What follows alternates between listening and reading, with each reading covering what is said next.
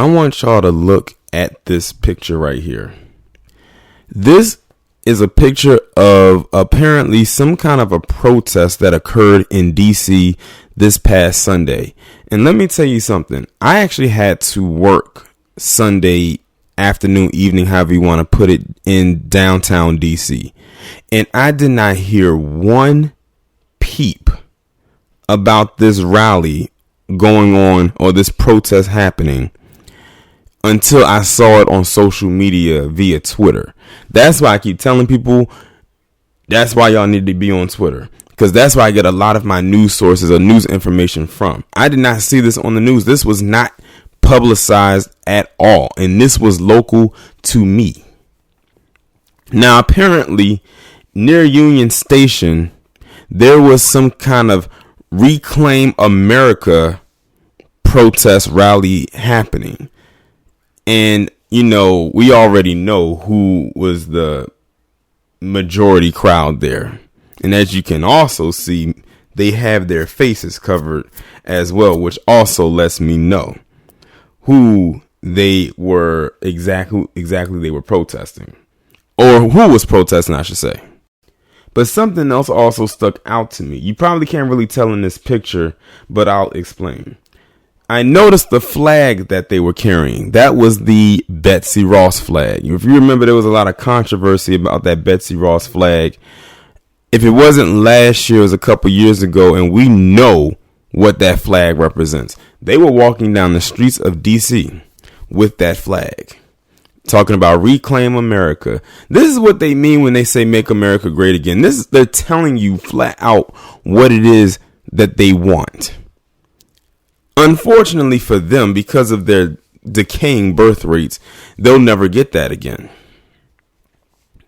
Somebody's got to tell them, but you know, they won't listen. Now, this leads me all into why I titled the video the way that I did. Susan Rice had all of that mouth. She opened up her big mouth to have all that smoke for Snoop and what he said in response to Gail the Gargantuan about that interview she did with Lisa Leslie. Meanwhile, in DC, there was this rally, quote unquote, going on, and she's not getting onto Twitter saying she'll send an army after them.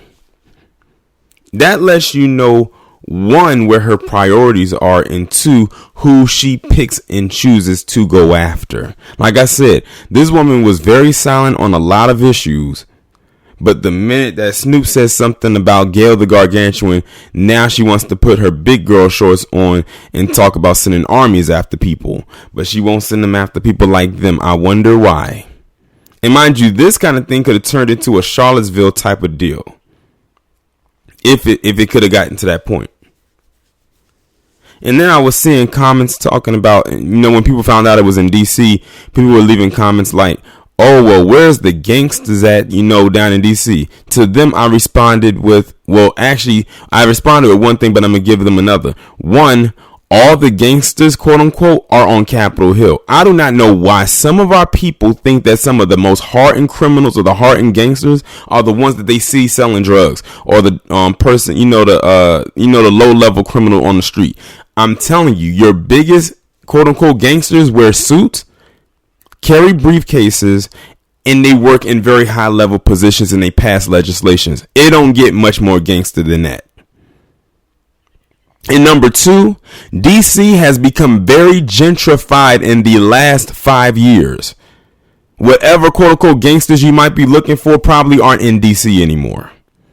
Especially if they're in that Southeast Berry Farms area. That place has been completely gutted out.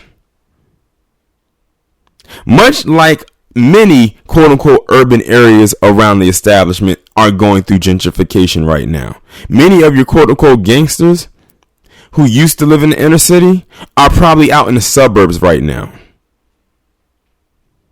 If you want to know. So that I hope that answers people's questions. One, they're like I said, they're in Congress, but hey, they're in there too. They're on the Hill passing legislations, or they've been gentrified out. But then again, when people don't know their surroundings or they don't travel much, then they'll say ridiculous things like that.